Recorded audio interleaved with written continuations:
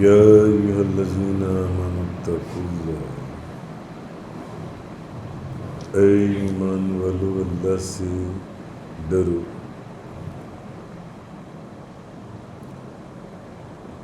وکونوا مع الصادقین، اور سچوں کے ساتھ ہو جاؤ۔ حضور پیران پیر غوث اعظم دستگیر، حضور غوث اعظم نے بنیت الطالبین کا جو آخری چیپٹر ہے اس صدق کے اوپر لکھا۔ اولیاء اللہ کی ایک شان لکھی کہ وہ لوگ سچ بولتے ہیں اور سچ پر قائم ہو جاتے ہیں، اور اس سچ کی وجہ سے اللہ تعالیٰ اولیاء کو ایک ایسا آئینہ عطا فرماتا ہے کہ جس آئینے کے اندر وہ ابتدا سے انتہا تک دنیا اور آخرت کے تمام معاملات کو دیکھتے ہیں۔ اس سچ کی وجہ سے اللہ تعالیٰ اولیاء کرام کو سچ اتنی زبردست چیز ہے کہ یہ جو سچ ہے، سچ بولنا،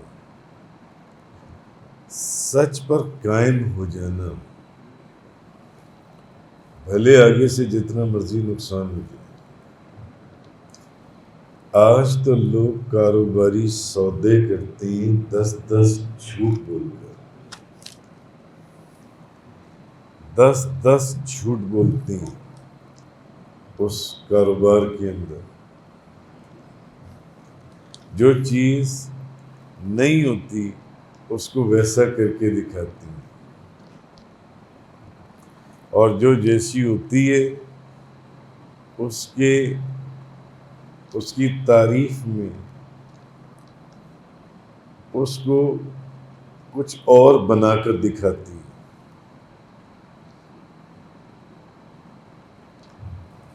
مگر وہ بھی تو بزرگ تھے۔ امام ابن سیرین کی بات اچانک میرے ذہن میں آ گئی۔ بہت بڑے مفسر قرآن اور بہت بڑے محدث اور بہت بڑے اللہ کے ولی،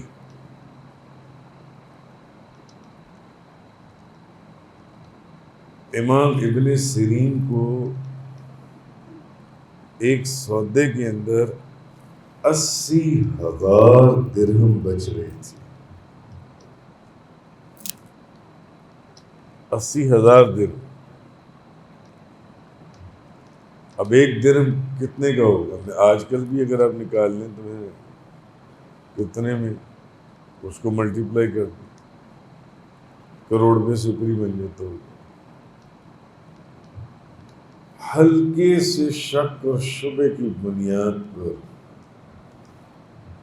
انہوں نے اپنا سودا، اپنا مال اگر بیچ رہے تھے تو انہوں نے نہیں بیچا، اور اگر خرید رہے تھے انہوں نے نہیں خریدا، یعنی انہوں نے وہ سودا ختم کر دیا جو سودا تھا۔ یہ نہیں مجھے پتہ یاد ہے کہ وہ خرید رہے تھے یا بیچ رہے تھے۔ امام ابن سیرین رحمۃ اللہ علیہ، اللہ نے دنیا کی یہ جو چیزیں ہیں ان کے حقائق ان کے اوپر ظاہر کر دیے تھے، اور وہ جو خواب کی تعبیر بتاتے تھے عجیب و غریب تعبیر بتاتے تھے۔ خوابوں کی تعبیر میں بھی وہ اپنے وقت کے امام، آج تک امام مانے جاتے ہیں، آج تک انہی کی کتاب سب سے زیادہ اوتھینٹیکیٹڈ ہے۔ آپ جب خوابوں کی تعبیر کو دیکھتے ہیں، میں نے الحمدللہ ان کے بھی مزار پر حاضری دی،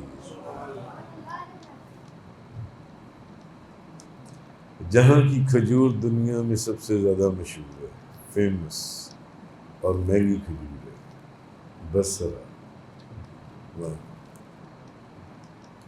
خواجہ حسن بصری کے مزار کے ساتھ ہی ان کا مزار ہے۔ سچ یہ چیز ہے، کتنا بڑا نقصان جس میں ذرا سا شک تھا، مگر سچ پر قائم رہنے کے لیے انہوں نے سودے کو چھوڑ دیا۔ امام اعظم ابو حنیفہ،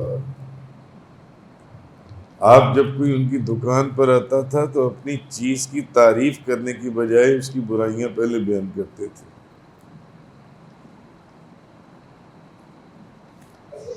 تب اس کی مرضی ہے کہ اب خریدے یا نہ خریدے۔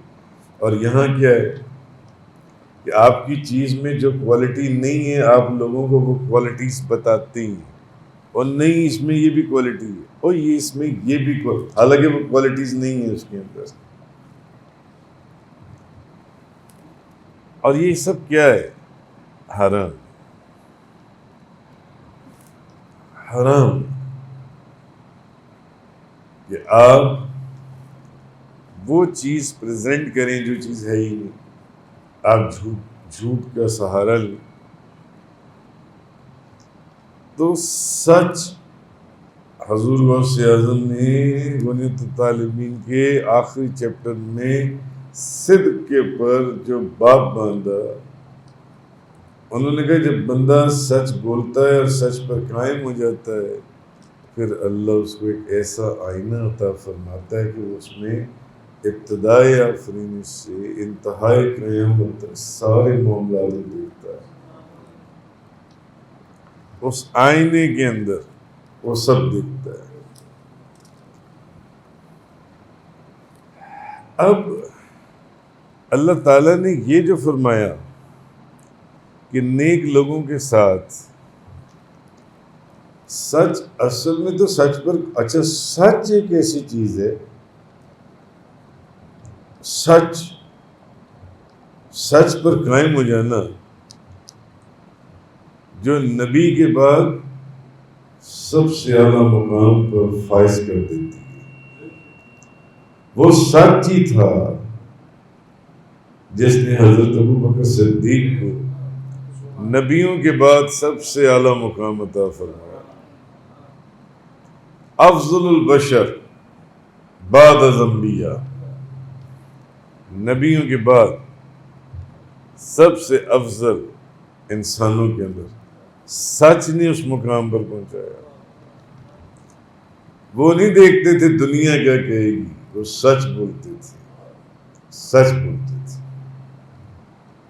بس۔ اب یہ چیز آپ جانتے ہیں کہ جیسی صحبت ہوگی ویسا ہی اثر بھی ہوگا۔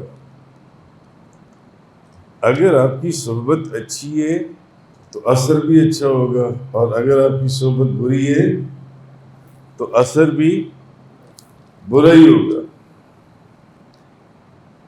اسی کو آپ نسبت پر لے لیں۔ یہ جو سچ بولنے والے اصل میں تو یہ اولیاء اللہ ہیں، صالحین ہیں، جو سچ پر قائم ہو جاتی ہیں۔ اور آج دن بھی 11ویں کا 11ویں کا دن ہے، آج دن بھی 11ویں۔ سچ بولنے والوں کے سلطان حضور غوث اعظم شیخ عبد القادر جیلانی، اور انہوں نے قلائد الجواہر میں لکھا ہے کہ کوئی بندہ اس وقت تک اللہ کا ولی نہیں بن سکتا جب تک اس کے اندر حضرت ابو بکر صدیق کی 2 صفتیں نہ ہوں، صادق اور متصدق، سچ بولنے والا اور سچ کی تصدیق کرنے والا۔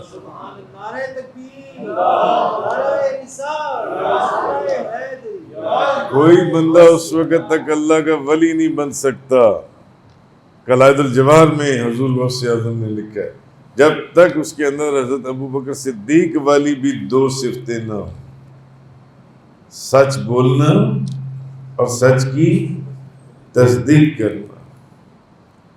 تو جیسی صحبت ہوگی، جیسی نسبت ہوگی، اگر نسبت اچھی ہے تو انسان اچھا بن جائے گا، اور اگر نسبت بری ہے تو انسان برا بن جائے گا۔ اگر گندے لوگوں کی نسبت ہے، جوا کھیلنے والوں کی، اس کے اثرات ہوں گے وجود میں یا نہیں ہوں گے؟ اگر شراب پینے والوں کی مجلس ہے، شراب پینے والوں میں بندہ بیٹھتا ہے تو ویسے ہی اثرات اس کے وجود میں ہوں گے یا نہیں ہوں گے؟ جھوٹ بولنے والے بے ایمان لوگوں کے اندر اس کے وجود میں بھی اسی کے اثرات ہوں گے، مگر جو جس مجلس میں بیٹھے گا اسی مجلس کے اثرات اس کے وجود کے اندر ہوں گے، نیک لوگوں کی مجلس کے نیک اثرات اس کے وجود کے اندر ہوں گے جو ان سے۔ تو اچھی صحبت اور نسبت جو ہے یہ انسان کو کہاں لے کے جائے گی؟ جنت میں۔ اور بری صحبت اور بری نسبت جو ہے یہ انسان کو کہاں لے کے جائے گی؟ جہنم میں، انسان کو جہنم میں پہنچائے گی۔ اصل چیز یہ ہے کہ انسان کی نسبت اور صحبت کیسی ہے، اس کا اٹھنا بیٹھنا کن لوگوں کے اندر ہے، وہی چیز اس کے وجود کے اندر ہوگی، یاد رکھ لیجیے، وہی چیز۔ اس میں انسان کو بڑا غور کرنا چاہیے، اور اسی لیے اللہ تعالیٰ نے جگہ جگہ فرمایا کہ غور کیوں نہیں کرتے، تدبر کیوں نہیں کرتے، فکر کیوں نہیں کرتے۔ بہرحال تو جب نسبت اچھی ہوگی تو بزرگان دین وہ فرماتے ہیں کہ اگر تو نسبت اچھی ہے، اور نسبت کی یہ ایک بات ہے کہ اگر ادنا کو نسبت کسی اعلیٰ سے ہو جائے پھر وہ ادنا رہتا ہے، اعلیٰ بن جاتا ہے۔ اگر ادنا کو نسبت اعلیٰ سے ہو جائے تو وہ ادنا نہیں رہتا، وہ اعلیٰ بن جاتا ہے۔ جز کی نسبت اگر کل سے ہو جائے تو جز نہیں رہتا، کل بن جاتا ہے، جز جنس ہے۔ اور اگر عام بندے کی نسبت کسی خاص بندے سے ہو جائے تو وہ عام نہیں رہتا، وہ خاص بن جاتا ہے، وہ خاص بن جاتا ہے۔ ایک بندہ میرے جیسے عام بندے کا مرید ہے، ایک بندہ حضور غوث اعظم کا مرید ہے، کتنا فرق ہے زمین آسمان کا، کتنا فرق ہے۔ عام کو خاص سے نسبت ہو جائے تو عام نہیں رہتا، خاص بن جاتا ہے۔ یہ آپ جو جولرز ہیں، یہ جو جویلری کا کام کرتے ہیں، وہاں یہ مٹی کے جو ذرات جن کو زر سے نسبت ہو جائے اور سونے یا چاندی میں مکس ہو جائیں تو بس سونے اور چاندی کے بھاؤ بکتے ہیں نا، ایسا ہے یا نہیں ہے؟ وہ سونے اور چاندی کے بھاؤ بکتے ہیں۔ تو اگر ایک گنہگار کی نسبت، اس کا پھر مطلب یہ ہے گنہگار کی نسبت کسی نیک سے ہو جائے، اللہ کے ولی سے ہو جائے، تو پھر وہ گنہگار بھی نہیں رہتا، نیک ہو جاتا ہے، اللہ کا ولی بن جاتا ہے۔ قطرہ جو ہے، قطرہ پانی کا، میں اکثر یہ مثال دیتا ہوں، وہ قطرہ اس وقت تک ہے جب تک سمندر سے باہر ہے۔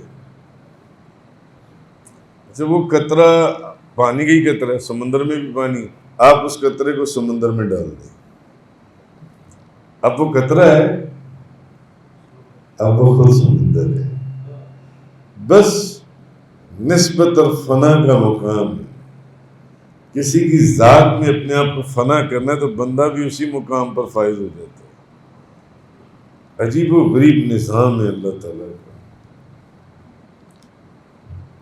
ایک رات 11ویں شریف کی محفل میں یہی تو بات عرض کر رہا تھا، ایک چور کو ولیوں کے سلطان سے نسبت ہو جائے تو وہ چور نہیں رہتا، اللہ کا ولی بن جاتا ہے۔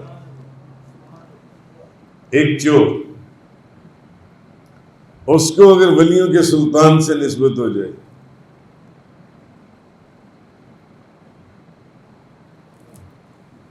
تو وہ چور نہیں رہتا، خود ولی بن جاتا ہے، خود ولی بن جاتا ہے۔ یہ نسبت ہے۔ اور جس چور کو حضور غوث اعظم نے اپنے وقت کا کتب بنایا تھا، الحمدللہ میں نے ان کے مزار پر بھی حاضری تھی، الحمدللہ رب العالمین۔ تو اس لیے کیا کہا؟ سچوں کے ساتھ ہو جاؤ، سچوں کے ساتھ ہو جاؤ، سچوں کی، نیک لوگوں کی صحبت اختیار کرو۔ یاد رکھیں، بزرگوں نے فرمایا کہ آپ چنگے بندے دی صحبت یارہ جیوں دکان اتاراں، سودا پاویں مول نہ لئیے ہلے آن ہزاراں۔ کہ آپ عطار کی دکان پر جائیں جہاں پر پرفیوم یا عطر بکتے ہیں، تو آپ جب اس دکان سے باہر آئیں گے آپ کے جسم سے بو آئے گی یا خوشبو آئے گی؟ خوشبو آئے گی۔ بھلے آپ وہاں سے عطر خریدیں، پرفیوم خریدیں یا نہ خریدیں، آپ یقین جانیں، میں ابھی یو کے گیا تو یو کے کا ایک شہر ہے لیورپول کے اندر ایک علاقہ ہے سینٹرل کا، لائم اسٹریٹ کے اوپر ایک برانڈ ہے لوش کا۔ وہ دکان ایسی تھی کہ اس جگہ کے اوپر میں روز جب واک کرنے کے لیے جاتا تو میں اس دکان کے باہر واک کرتا رہتا، اسی دکان کے باہر۔ بڑی کمال وہ برانڈ تھا، تو وہ میں کرتا کیوں؟ اس دکان کے اندر بندہ جو داخل ہوتا باہر نکلتا، اس کے وجود کے اندر ایسی عجیب و غریب خوشبو ہے کہ آپ پر ایسی خوشبو کبھی کہیں وہ محسوس ہی نہیں کی جان سی۔ وہ عجیب و غریب ان کے صابن تھے جن سے، مگر میرے جیسا ان پڑھ آدمی ان کو پہچان نہیں سکتا۔ آپ جب اس دکان کے اندر جاتے ہیں، بہت بڑا، وہ کروڑوں نہیں اربوں روپے کا شو روم تھا ان کا، ڈسپلے سینٹر، تو آپ کو نظر آئیں گے پھول پڑے ہوئے ہیں، سبزیاں پڑی ہوئی ہیں، فروٹ پڑے ہوئے ہیں، مگر نہ وہ فروٹ ہیں، نہ وہ سبزیاں ہیں، اور نہ ہی وہ پھول ہیں، وہ سب خوشبو ہیں۔ اور وہ ایک ایک خوشبو جو سی ہے 2-2 لاکھ روپے کی، 3-3 لاکھ روپے کی ایک ایک خوشبو۔ وہ آپ نے ایک سیب لے لیا، وہ آپ لے لیں، آپ اپنے کمرے میں رکھ لیں جا کے۔ تو عطار کی دکان میں جائیں گے، بھلے آپ وہاں سے، اچھا میں نے وہاں سے کبھی کچھ وہاں سے خریدا ہی نہیں، وہ اتنی مہنگی چیزیں تھیں، ہم کہاں سے خریدتے وہ خوشبو؟ آپ عطار کی دکان سے کچھ نہ بھی خریدیں، تب بھی جب آپ باہر آئیں گے آپ کے وجود سے خوشبو آئے گی، خوشبو آئے گی۔ تے برے بندے دی صحبت یارو جیوں دکان لوہاراں، سودا پاویں مول نہ لئیے، کپڑے پاویں کنج کنج کجیے، چنگا پین ہزاراں۔ لوہار کی دکان سے جب آپ باہر نکلیں گے نا تھوڑی دیر بیٹھ کر، تو آپ کے وجود سے سڑنے کی بو آئے گی۔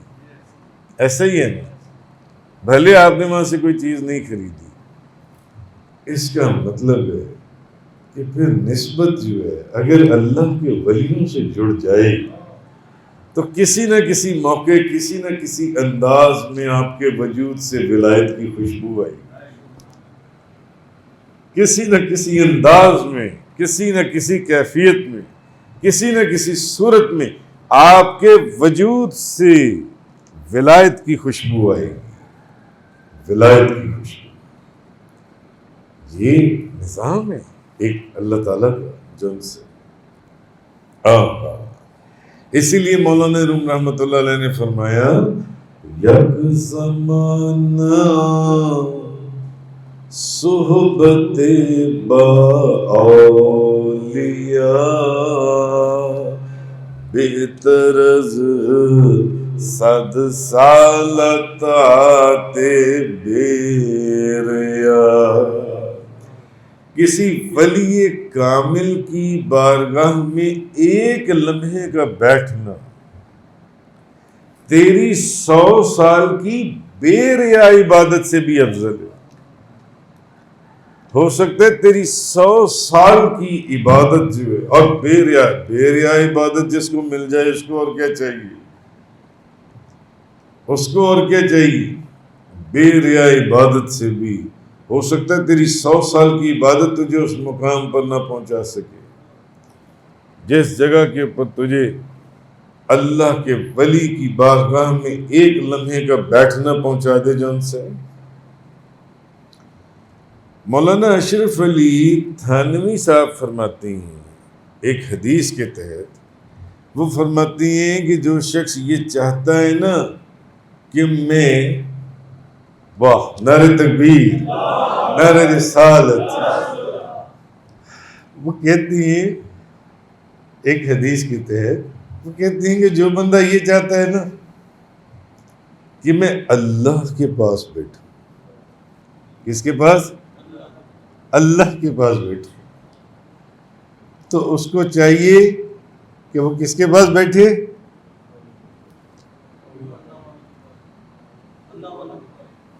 واہ ان کو تو پتہ ہے الحمدللہ۔ وہ کہتے ہیں کہ جو بندہ چاہتا ہے نا کہ میں اللہ کے پاس بیٹھوں، اسے چاہیے کہ وہ کسی اللہ کے ولی کے پاس بیٹھ جائے۔ ہاں جو چاہتا ہے کہ میں اللہ کے پاس بیٹھوں، اسے چاہیے کہ وہ کسی اللہ کے ولی کے پاس بیٹھ جائے، سچے لوگوں کے ساتھ ہو جائے، سچے لوگوں کے ساتھ۔ کیوں؟ اس کی وجہ یہ ہے کہ جو اللہ کے جو سچے بندے ہیں، جو اللہ کے پیارے بندے ہیں، جو اللہ کے مخلص بندے ہیں، ان سے شیطان بھی دور بھاگتا ہے، شیطان۔ تو جب اللہ تعالیٰ نے شیطان کے اوپر لعنت مسلط فرمائی اور اس کو اپنی بارگاہ سے مردود قرار دیا، تو اس نے اللہ تعالیٰ کی بارگاہ میں کچھ دعائیں کی تھیں، جس کا ذکر آپ قرآن مجید کے مختلف لیکچرز میں بندہ ناچیز حقیر سے سننا ہی ہیں پہلے بھی۔ اور اس نے اللہ تعالیٰ کو کہا، اس نے کہا کہ تیری مخلوق میں جو بندے ہیں نا، اب جب اس کو مہلت مل گئی اللہ کی بارگاہ سے، اس نے پہلے مہلت لے لی، اب اس نے کہا کہ میں جو تیری مخلوق کے بندے ہیں نا، میں ان کو گمراہ کروں گا، میں ان کو گمراہ کروں گا، ان لوگوں کو۔ مگر ساتھ ہی قرآن آگے کیا کہہ رہا ہے، ساتھ ہی نا، کیونکہ سچ جو ہے وہ سچ ہی ہوتا ہے، سچ ہی ہوتا ہے، بھلے کوئی بولے یا نہ بولے، سچ خود اپنے آپ کو ظاہر کرتا ہے۔ آگے سے اس نے کہا، کہنے لگا الا عبادک منہم المخلصین، مخلوق کو گمراہ کروں گا، بندوں کو گمراہ کروں گا، کسی کو شراب کی طرف لگا دوں گا، کسی کو زنا کی طرف لگا دوں گا، کسی کو فلموں میں لگا دوں گا، کسی کو جوئے میں لگا دوں گا، کسی کو سود میں لگا دوں گا، گمراہ کروں گا۔ الا عبادک منہم المخلصین، مگر جو تیرے خاص بندے ہیں ان پر میرا زور نہیں چل سکتا۔ تو یہ وہ لوگ ہیں کہ جن سے شیطان بھی بھاگتا ہے، ان لوگوں کے اوپر شیطان کا داؤ نہیں چلتا۔ شیطان انسان کا دشمن ہے، اس کی ہر وقت کوشش ہوتی ہے کہ انسان کو جو ہے کسی نہ کسی طریقے سے گمراہ کر دے یا سیدھے راستے سے ہٹا دے۔ تو شیطان کی مکر اور شیطان کے فریب سے بچنے کے لیے یہ جو میں نے آیت آپ کے سامنے بیان کی، اللہ نے فرمایا کونو مع الصادقین، میرے نیک لوگوں، میرے مخلص بندوں کے ساتھ ہو جاؤ، سچ بولنے والوں کے ساتھ ہو جاؤ، جو اولیاء اللہ صالحین ہیں ان کے ساتھ ہو جاؤ، جو ان کے ساتھ۔ تو جب تم ان نیک لوگوں کے ہاتھوں میں اپنا ہاتھ دے دو گے، جب تم انہیں اپنا ہادی اور رہنما بنا لو گے تو پھر تم شیطان کے مکر اور فریب سے بچ جاؤ گے، پھر شیطان تمہارے اوپر حاوی نہیں ہو سکتا جو ان سے۔ اور دوسری ایک بات اور بھی ہے کہ ان کی صحبت سے تم جنت کے حقدار بن جاؤ گے، ان نیک لوگوں کی صحبت سے۔ اب آپ سوچتے ہوں گے کہ نیک لوگوں کی صحبت سے بندہ جو ان سے جنت کا حقدار بن جائے، تو پھر آپ قرآن پاک کے اندر ان ولیوں کے ساتھ رہنے والے کتے کا ذکر پڑھ لیں۔ قرآن نے اس کتے کا ذکر کیا، ایک ولیوں کے ساتھ رہنے والے کتے کا اتنا مقام ہوا کہ وہ قرآن کی آیت بن گیا۔ تو ولیوں کے ساتھ رہنے والے جو انسان ہیں ان کا کیا مقام ہوگا اللہ کی بارگاہ میں؟ ان کا کیا؟ وَقَلْبُهُمْ بَاسِطٌ ذِرَاعَيْهِ بِالْوَسِيلِ، اللہ نے اس کتے کی ادا کو قرآن کی آیت بنا دیا۔ اوے ان کا کتا میرے ولیوں کی، میرے بندوں کی چوکھٹ کے اوپر اپنی کلائیاں بچھائے بیٹھا ہے، کلائیاں بچھائے بیٹھا ہے۔ تو معلوم ہوا کہ ایک کتا ولیوں کی صحبت اختیار کرے تو اس کا ذکر قرآن میں آ جائے۔ تو ایک انسان اگر اللہ کے ولی کی صحبت اختیار کرے تو اس کے مقام کا کیا کہنا، اس کے مرتبے کا کیا کہنا۔ اور اس کتے کو غالباً امام غزالی، امام رازی اور مختلف تفسیروں کے اندر آیا ہے، وہ کتا قیامت والے دن جنت میں داخل ہوگا۔ اور قرآن کے اندر یہ دونوں واقعات آئیں، وہ بندہ جس نے اللہ کے بندوں کے پر تہمت لگائی اور پیچھے ہوا اور اللہ کے ولیوں سے اس نے بغض رکھا، وہ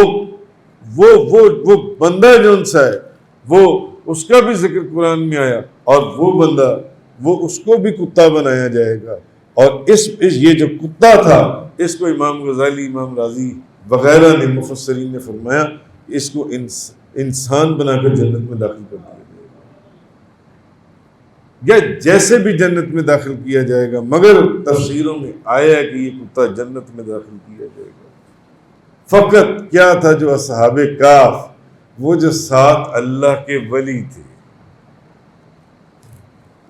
وہ جو 7 اللہ کے ولی تھے، ان ولیوں کے نام آپ میں سے کسی کو پتہ ہے؟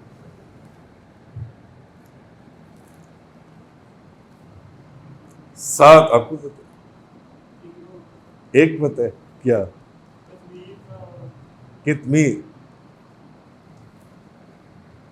کتمیر جو ہے نا، یہ کتے کا نام تھا۔ مقسلمین یملیخا مرتونس بیبونس ساری نونس کشفی تنونس زو نوادس، سات نام مقسلمین یملیخا مرتونس بیبونس ساری نونس کشفی تنونس زو نوانس، 7 بندے اللہ کی ولی۔ کتمیر ان کے کتے کا نام تھا۔ اور آپ کو پتہ ہے ایک بہت بڑے بزرگ، کیونکہ یہ جو 7 اللہ کے ولی ہیں نا، ان کے ناموں کے تعویذ اور عملیات اور وظائف لکھے جاتے ہیں کتابوں میں۔ بڑے بڑے بزرگوں نے ان کے ناموں کے وظائف لکھے ہیں، ان 7 بزرگوں کے۔ تو ایک اللہ کے ولی، بلکہ بہت بڑے محدث کوئی نہیں ہے، ان کا نام اس وقت میرے ذہن میں نہیں ہے، انہوں نے ان کو خواب میں ان 7 اللہ کے ولیوں کی زیارت ہوئی، 7 اللہ کے ولیوں کی زیارت ہوئی۔ انہوں نے پوچھا حضرت میں نے فلاں جگہ پر اس عمل کو یا آپ کے ناموں کا استعمال کیا، مگر اس کا وہ عمل آگے کام نہیں کرتا، اثر نہیں ہوا اس کا۔ تو یہ جو اللہ کے ولی تھے اصحاب کہف، انہوں نے کیا کہا؟ انہوں نے کہا اس لیے وہ کام نہیں کرتا کہ تم نے ہم ساتوں کے نام لکھ دیے تھے، ہمارے کتے کا نام نہیں لکھا تھا۔ اس لیے آپ کتابوں میں دیکھیں جہاں ان ساتوں کے نام آتے ہیں وہاں ان کے کتے کا نام کی تمیر بھی ساتھ ہی آتا ہے، وہ بھی ساتھ ہی آتے ہیں۔ تو اچھا الحمدللہ میں نے ان ساتوں اللہ کے ولی جس غار کے اندر ان کی قبریں موجود ہیں اور جہاں ان کا کتا بھی موجود ہے، میں نے اس غار کی بھی زیارت کی۔ ترکی کا ایک شہر ہے قسطنطنیہ۔ قسطنطنیہ سے ہم نے لیا ایک کروز، بحری بیڑا نہیں ہوتا، بحری بیڑا،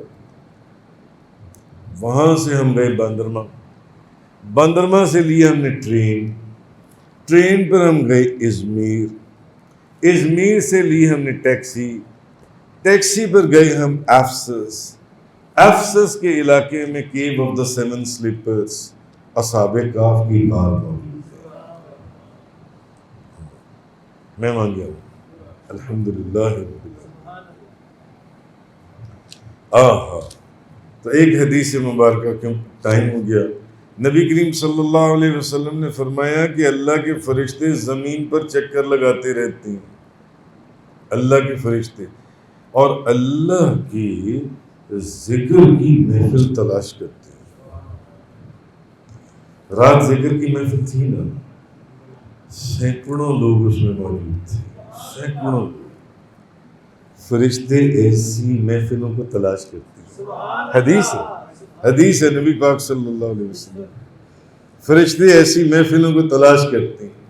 جب وہ اس طرح کی محفل کو تلاش کر لیتے ہیں نا، جہاں ذکر کی محفل سے بھی قرآن بیان ہو رہا ہو، حدیث بیان ہو رہی ہو، تصوف بیان ہو رہا ہو، اس میں ذات اللہ کا ذکر ہو رہا ہو، ختم شریف پڑھا جا رہا، درود و سلام ہو، درود شریف پڑھا جاتا ہو، تلاوت قرآن ہو اور نعت خوانی ہو، ایسی ذکر کی محفل، واہ مولا کریم، اس محفل میں تو تمہیں ہر چیز کو شامل کر دیا۔ وہ فرشتے ایسی محفلوں کو تلاش کرتے ہیں۔ اچھا پھر جب وہ ایسی محفل کو تلاش کر لیتے ہیں نا، تو وہ فرشتے دوسرے فرشتوں کو آواز دیتے ہیں، وہ کہتے ہیں ادھر آ جاؤ، ذکر کی محفل کو ہم نے تلاش کر لی ہے، ذکر کی محفل سج چکی ہے، ذکر کی محفل سج چکی ہے، دیکھو سینکڑوں لوگ آئے بیٹھے۔ ہاں جیسے رات کو محفل میں آپ سب لوگ موجود تھے، تو جس محفل کو تم تلاش کر رہی ہو وہ تو اس جگہ پر موجود ہے۔ پھر وہ فرشتے وہاں پر اکٹھی ہو جاتی ہیں، اور وہ فرشتے اتنی ہوتی ہیں کہ آسمان دنیا تک وہ جو ذکر کی محفل جہاں سجی ہوتی ہے وہ فرشتے ہی فرشتے ہوتے ہیں، اتنے فرشتے ہوتے ہیں۔ تو اللہ ان فرشتوں سے پوچھتا ہے کہ اے میرے فرشتو، میرے بندے کیا کہتے ہیں؟ جس ذکر کی محفل میں تم گئے ہو کیا کہتے ہیں؟ وہ عرض کرتے ہیں یا اللہ وہ تیری پاکی بیان کرتے ہیں، تیری بڑائی بیان کرتی ہیں، تیری تعریف بیان کرتی ہیں، تیری بزرگی بیان کرتے ہیں۔ حدیث یا اللہ وہ تیری پاکی بیان کرتی ہیں، تیری بڑائی بیان کرتی ہیں، تیری تعریف بیان کرتی ہیں اور تیری بزرگی بیان کرتی ہیں۔ اللہ تعالیٰ ان سے پوچھتا ہے کہ اے فرشتوں کی کیا انہوں نے مجھے دیکھا ہے؟ فرشتے عرض کرتے ہیں یا اللہ ہمیں تیری قسم انہوں نے تجھے نہیں دیکھا۔ اللہ تعالیٰ پوچھتا ہے کہ اگر وہ مجھے دیکھ لیتے تو پھر ان کا کیا حال ہوتا؟ فرشتے عرض کرتے ہیں یا اللہ پھر وہ تیری اور زیادہ عبادت کرتے۔ اللہ پوچھتا ہے کہ وہ کیا مانگتی ہیں؟ یا اللہ وہ تجھ سے تیری جنت مانگتے ہیں۔ اللہ کہتے ہیں کہ انہوں نے جنت کو دیکھا ہے؟ فرشتے عرض کرتے ہیں نہیں یا اللہ انہوں نے جنت کو نہیں دیکھا، انہوں نے جنت کو نہیں دیکھا۔ اللہ فرماتا ہے اگر وہ جنت دیکھ لیتے، وہ کہتے پھر تو وہ جنت کی اور بھی خواہش کرتے جو ان سے۔ پھر اللہ پوچھتا ہے وہ کس چیز سے پناہ مانگتے ہیں؟ تو فرشتے عرض کرتے ہیں کہ وہ دوزخ سے پناہ مانگتے ہیں۔ اللہ فرماتا ہے کہ انہوں نے دوزخ کو دیکھا ہے؟ تو فرشتے عرض کرتے ہیں نہیں یا اللہ انہوں نے دوزخ کو نہیں دیکھا۔ اب اللہ پوچھتا ہے کہ اچھا فرشتوں اگر وہ دوزخ کو دیکھ لیتے تو پھر ان کا کیا حال ہوتا؟ وہ کہتے یا اللہ پھر وہ اور بھی زیادہ دوزخ سے ڈرتے، اگر جنت دیکھ لیتے تو اور بھی جنت کو مانگتے، اور اگر وہ تجھے دیکھ لیتے تو اور بھی تیری عبادت کرتے۔ تو اللہ تعالیٰ فرماتا ہے، نبی کریم صلی اللہ علیہ وسلم نے فرمایا، اللہ فرماتا ہے فرشتوں گواہ رہنا، اے فرشتوں گواہ رہنا، جہاں وہ ذکر کی محفل سجی ہوئی تھی نا، تلاوت قرآن بھی ہوا، نعت خوانی بھی ہوئی، اور درس قرآن بھی ہوا، اور حدیث بھی بیان ہوئی، تصوف بھی بیان ہوا، ذکر اسم ذات بھی ہوا، ختم شریف بھی ہوا، درود و سلام بھی ہوا، یا جہاں ذکر کی محفل سجی ہوئی تھی میرے بندے میرا ذکر کرتے تھے، میرے بندے، حضور فرماتے ہیں، اللہ فرماتا ہے فرشتوں گواہ رہنا، میں نے ان سب لوگوں کو بخش دیا۔ مگر ایک بات ہے، یہ جو 4 باتیں اللہ تعالیٰ نے فرشتوں سے پوچھی ہیں، یا یہ 4 باتیں صرف جو لوگ اس محفل کے اندر ہیں انہیں کے لیے خاص ہیں؟ جو باہر بازار میں بیٹھے ہیں کیا وہ اللہ سے نہیں ڈرتے؟ کیا وہ اللہ کو دیکھنے کی حاجت نہیں رکھتے؟ کیا وہ دوزخ مانگتے ہیں، جنت مانگتے ہیں؟ کیا وہ دوزخ سے نہیں ڈرتے ہیں؟ یہ چیزیں تو ان کے پاس بھی موجود ہیں، مگر ان کے لیے یہ بشارت کیوں نہیں؟ ان کے لیے یہ بشارت کیوں نہیں؟ اللہ والوں کی محفل، اللہ والوں کی محفل۔ اب فرشتے عرض کرتی ہیں، جب اللہ کہتا ہے نا کہ گواہ ہے نا، میں نے ساروں کو بخش دیا جو وہاں پر اکٹھے ہوئے تھے، میں نے ساروں کو بخش دیا، ساروں کو بخش دیا۔ اب فرشتے کہتے ہیں یا اللہ ان میں نہ ایک بندہ اور بھی تھا۔ اب آپ کو اس سوال کا جواب ملے گا، یہ 4 چیزیں تو باہر کے لوگوں میں بھی پائی جاتی ہیں، اس محفل کے اندر بیٹھنے والوں کے لیے کیا خاص ہے؟ اس محفل کے اندر بیٹھنے والوں کے لیے خاص یہ ہے کہ وہ فرشتے عرض کرتے ہیں یا اللہ ان میں ایک بندہ ایسا بھی تھا جو ان اللہ والوں کی محفل میں ذکر کے لیے نہیں، وہ تو ہی اپنے کسی کام سے وہاں سے گزر رہا تھا، بیٹھ گیا وہاں پر۔ نبی کریم صلی اللہ علیہ وسلم فرماتے ہیں کہ اللہ تعالیٰ ان فرشتوں کو کہتا ہے کہ وہ شخص بھلے اپنے کام، یعنی مفہوم بیان کر رہا ہوں، بھلے وہ اپنے کام سے وہاں سے گزر رہا تھا اور وہ وہاں بیٹھ گیا، مگر ان کے پاس بیٹھنے والا کبھی بدبخت نہیں ہو سکتا۔ گواروں میں نے اس کو بھی بخش دیا۔ نبیاں تے ولیاں دے در تے مقبول دعاواں ہوندیاں نے، ہر وقت دینے جد اشکاں دے پھر معاف خطا ہوندیاں نے، دیوانے نہیں او دانے نے جڑ در ولیاں دے جاندے نے، نبیاں ولیاں دے مزاراں تے سب ختم سزا ہوندیاں نے۔ علامہ عبد الرحمن صفری رحمۃ اللہ علیہ فرماتے ہیں حضرت موسیٰ علیہ السلام کو وحی نازل ہوئی، فلاں بستی میں میرا ایک ولی فوت ہو گیا، جاؤ جا کے اس کے جنازے کا انتظام کرو، کفن دفن کا انتظام کرو۔